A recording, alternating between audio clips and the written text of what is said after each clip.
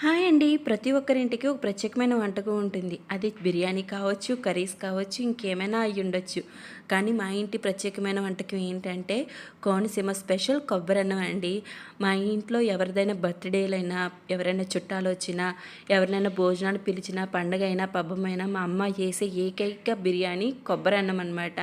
కొబ్బరన్నంలోకి best combination నాటుకోడి కూర అండి. ఇలా నాటుకోడి కూరే కాదు, ఇలా బాయిలర్ చికెన్ కూడా బానే ఉంటుంది.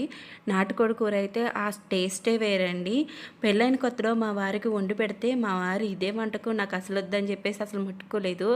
తర్వాత నేను దాని టేస్ట్ చూపించిన తర్వాత మా వారికి చాలా అంటే చాలా నచ్చిందనమాట.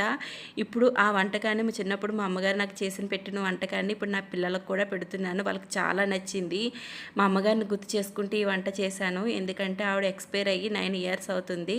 నాకు చాలా ఇష్టం మా అమ్మగారు అంటే. మీ ప్రత్యేకమైన వంటకం ఏంటో ప్లీజ్